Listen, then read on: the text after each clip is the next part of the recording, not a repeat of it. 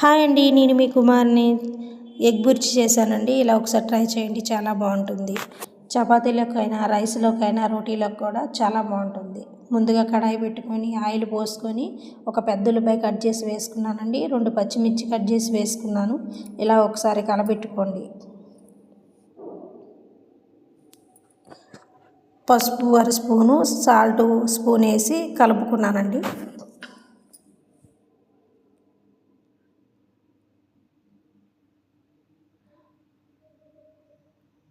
తర్వాత మూత పెట్టుకొని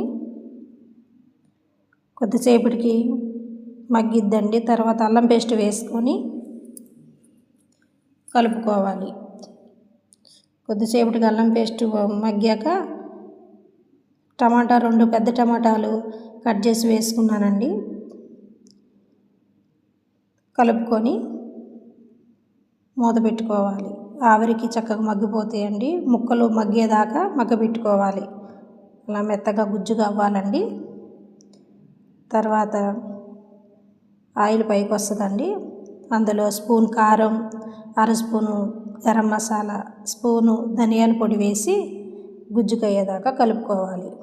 తర్వాత 1/2 గ్లాసు నీళ్ళు పోసుకొని నీళ్ళు మరిగి ఆయిల్ పైకి వచ్చే వరకు మూత పెట్టుకొని తీసుకొని ఒకసారి కలబెట్టుకొని ఇలా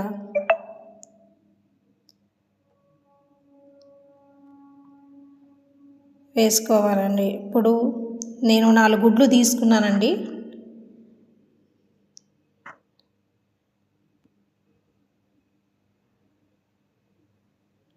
నాలుగు గుడ్లు వేసుకొని ఒక్కసారి ఏదో పైకి అడుగు పట్టుకోకుండా లాగా కలబెట్టాను అంతేనండి. మరీ ఎక్కువ కలబెట్టకూడదు.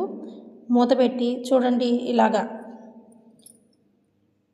మళ్ళీ ఒక్కసారి ఎక్కువ కలబెట్టుకోకుండా అలాగా మళ్ళీ మూత పెట్టుకోవాలండి. లోన ఆవిరికి మగ్గాలి. ఆయిల్ పైకి వచ్చింది చూడండి. ఇప్పుడు మళ్ళీ ఒకసారి కలబెట్టుకొని లోన పచ్చి లేకుండా మళ్ళీ ఒకసారి మూత పెట్టుకోవాలి.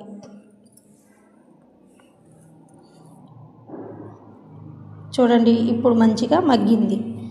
పచ్చివాసన రాకుండా మంచిగా చక్కగా వస్తుందండి. చూడండి ఇప్పుడు ఆయిల్ పైకి వచ్చింది. సింపుల్గా అయిపోయింది.